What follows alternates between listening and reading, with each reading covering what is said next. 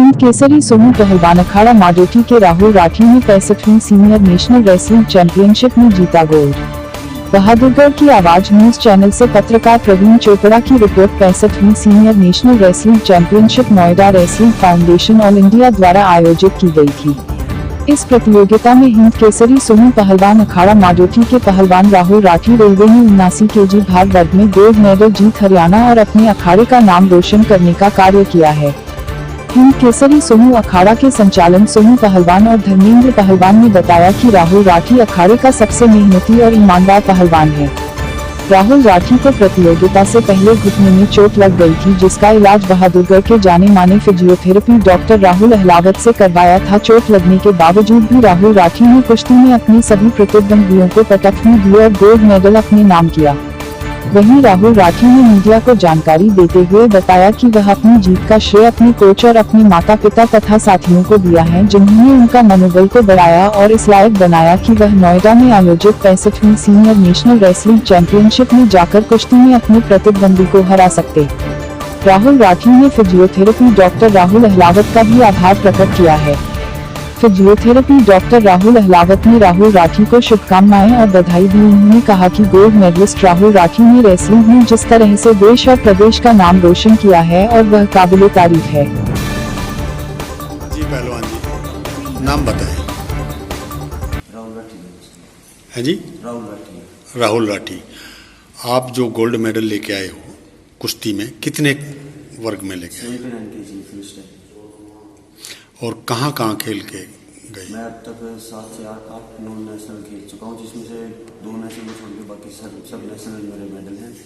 All India university games में भी, all India university में भी गोल्ड है, सीनियर में भी गोल्ड है, सीनियर में पहले ब्राउन्ज भी था, जूनियर में, कैडेट में, हर इवेंट में मेरे मेडल्स हैं नेशनल लेवल। अभी आप पढ़ रहे हैं या कोई जॉब कर रहे हैं? अभी मैं जॉब कर रहा हूँ, जॉब पे भी, और मेरी पढ़ाई भी चल रही है। मैं रेलवे में जॉब। रेलवे में। आपको कुश्ती के दौरान, इस दौरान कोई ऐसी कोई स्थिति आई हो जिसके कारण से आप पजल हुए हो? हाँ, कुछ वो आते रहते हैं, बाउट के बीच में भी आ जाते हैं, बाउट से पहले भी। और एक बार मेरे को 2017-18 में नेक में प्रॉब्लम हुई थी। मेरे जो ये C5-C6 के जो पॉइंट होते हैं ये बिल्कुल डैमेज हो गए थे। तो मैं डॉक्टर साहब के पास आया था ASPG पे, तो वहाँ पे मेरा ट्रीटमेंट चला था 3 से 4 महीने। उसके बाद मैं दोबारा मैट पे आया और उसके बाद मैंने 3 से 4 मेडल फिर से लिए नेशनल। डॉक्टर कोई एलोपैथिक थे, फिजियोथेरेपिस्ट थे? Physiotherapist doctor Rahul Ahlawat. अच्छा जी। तो उनसे ट्रीटमेंट कराने के बाद में आप दोबारा से मैट पे कुश्ती के अंदर आए। तो जब आप कुश्ती के अंदर दोबारा आए, कैसे महसूस करा?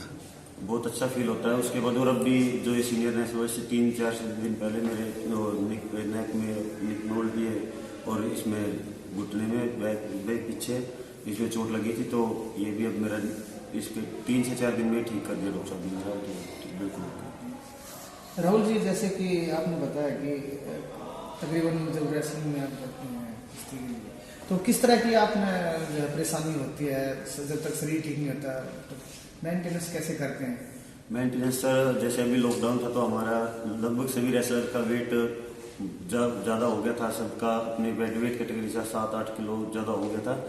तो वेट कम करते टाइम इंजरी लगभग सभी को हो ही जाती है, थोड़ी बहुत, थोड़ी ज़्यादा थोड़ी कम, ऐसी कुछ हो जाता है। तो उस टाइम पे वेट कम करते टाइम इंजरी, उस टाइम पे फिजियोथेरेपिस्ट एक अच्छा मिलना वो बहुत ज़रूरी है। तो मुझे डॉक्टर राहुल अहलावत जी मिले। वो लगभग मेरी 6-7 इंजरी हैं जो शरीर में परेशानी देखती हैं, और मैं इनके पास आता हूँ, मेरा हर बार अच्छे से लगता है और मैं अच्छे से। आपने स्वर्ण पदक प्राप्त किया वहाँ पे, तो किस तरह से कोच की तैयारी रहती है आपने? कोच की सर, मेरे कोच बहुत ज़्यादा मोटिवेट करते हैं। जब जैसे हम वेट भी कम करना होता है और उसके साथ साथ हमारी डाइट का, और ये भी होता है कि हमारी पावर कम ना हो और हमारा स्टेमिना भी बना रहे, दिमाग हम मेंटली भी प्रिपेयर रहे। तो उसके लिए कोच का बहुत बड़ा योगदान होता है। और वो सुबह 4 बजे से 8-9 बजे तक है और शाम को 4 बजे से 7। आप कितने बहन भाई? 2 भाई हैं। तो माता पिता जब आप प्रैक्टिस करते हैं, जब आपने स्वर्ण पदक प्राप्त किया तो क्या कहना था माता पिता किस तरह से? मेरे पिताजी एक्सपायर हो चुके थे। हाँ, मैं छोटा सा ही था उस टाइम पे, 12-13 साल हो चुके। तो मेरी माँ के पास मैंने फ़ोन किया, वो बहुत खुश थी और उन्होंने मुझे बधाई भी दी, बहुत अच्छी लगी। तो ये 2 दिवसीय फ्री कुश्ती रही मुश्किल, तो किस तरह से आपने प्रतिद्वंदी को कर जीता?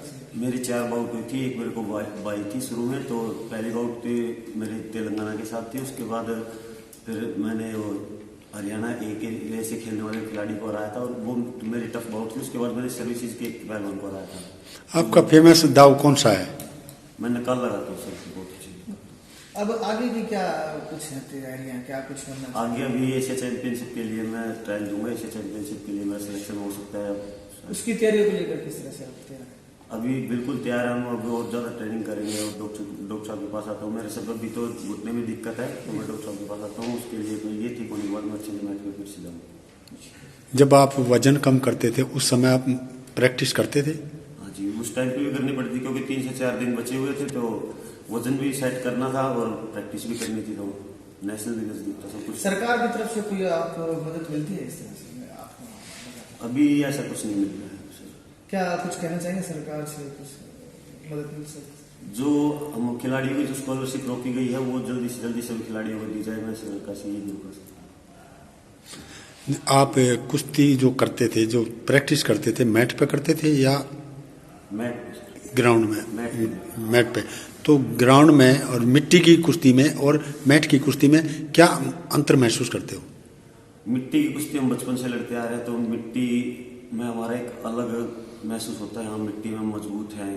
लेकिन मैट हम जैसे हमारे गांव में या कहीं भी मैट की सुविधा नहीं है, तो नए जब बाद में मैट पे आते हैं तो थोड़ी प्रॉब्लम होती है स्टार्टिंग में, लेकिन उसके बाद सब दोनों इक्वल हो जाते हैं। आपके जो साथी हैं उनको क्या प्रेरित करना चाहोगे, क्या संदेश देना चाहोगे? मैं उनसे यही कहूँगा, अच्छी मेहनत करो, अच्छा खाओ पियो, अच्छे से रहो, तो सभी को मंजिल मिलती है। जो युवा पीढ़ी है आज गलत रास्ते पे जा रही है, उनके लिए संदेश क्या है? उनके लिए ये संदेश है, अगर हम किसी भी स्पोर्ट्स में जाएंगे तो स्पोर्ट्स में जाने के बाद गलत रास्ते अपने आप छोड़ना पड़ता है, उसको अपने से देखना पड़ता है कि हाँ मैं हारूंगा, अगर ये गलत करूंगा तो मैं हारूंगा, तो अपने आप से ठीक रहने लगता है। जो आप गोल्ड मेडल जीत करके आए हो, इसका श्रेय किसको देना चाहेंगे? मैं अपने कोच साहब को, अपने माता पिता को, डॉक्टर सर राहुल राठी ने जो स्वर्ण पदक प्राप्त किया है और वो आपके पास आए थे, उनको इंजरी वगैरह होती, तो किस तरह से आपने उनको फिट किया?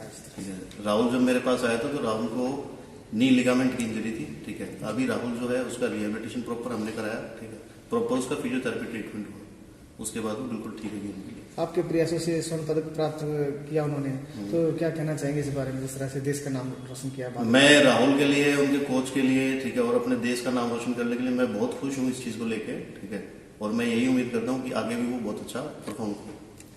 कई बार बताया उन्होंने घुटनों में प्रॉब्लम है, तो इस तरह से क्या है? जो उनको घुटनों में प्रॉब्लम आती है, जब वो ज्यादातर वेट लूज करते हैं तो उस टाइम पर उनको इंजरीज ज्यादा होती है। तो उन्होंने एशिया में जो है भाग लिया, एशिया की तैयारी कर रहे हैं। तो क्या कहना चाहेंगे सर इस बारे में? ठीक है, अब हम उसके लिए यही कह सकते हैं कि हम उसका प्रॉपर आगे से रिहेबिलिटेशन जो है उस पर हम फोकस करेंगे, ठीक है, और आगे हम कोशिश करेंगे कि राहुल जैसे और भी खिलाड़ी जो हमारे पास है, ठीक है, उनको भी हम तैयार कर सकें। सर आपके सेंटर का नाम क्या है? मेरे सेंटर का नाम सर, मेरे पास 2 सेंटर्स हैं रनिंग में जी, एक शाइनिंग स्टार है, ठीक है, और एक एएस है।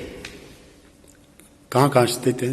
मेरे सेंटर्स एक एचएल सिटी में शाइनिंग स्टार, ये प्रॉपर हमारा रिहेबिलिटेशन सेंटर है जिसके अंदर हम एक्वेटिक थेरेपी और प्रॉपर रिहेबिलिटेशन के ऊपर हम फोकस करते हैं। मोस्टली प्लेयर्स को हम यहीं रखते हैं हमारे पास। सर पर डे में आप कितने पेशेंट को अटेंड कर लेते हो? सर पर डे में मैं डेली 60-70 पेशेंट्स को मैं डेली हैंडल करता हूँ। दोनों में आप खुद अटेंड जी, करते हो? दोनों में मैं खुद अटेंड करता हूँ। तो दूसरे का क्या टाइमिंग है? दूसरे का टाइमिंग जो मेरे सेंटर का है वो सुबह 9 से लेकर दोपहर 1 बजे तक है। यहाँ मैं शाम को बैठता हूँ, शाम को 4 से लेकर 7 बजे तक। यहाँ का स्पोर्ट्स के लोकेशन कितने का? खिलाड़ी आते हैं सर इस तरह सर से? स्पोर्ट्स के मेरे पास मोस्टली सारे स्पोर्ट्स के खिलाड़ी हैं, अच्छा। ठीक है, जो अपने इंटरनेशनल लेवल के प्लेयर्स हैं, लाइक धर्मेंद्र पहलवान है, ठीक है, आपका ज्यादातर क्या दिक्कतें बता? क्या दिक्कत आती है? ज्यादातर मैक्सिमम सबको इंजरीज जो रहती है, मोस्ट कॉमन इंजरीज जो है वो नी से रिलेटेड रहती हैं, जी, नी, बैक, ये ठीक है।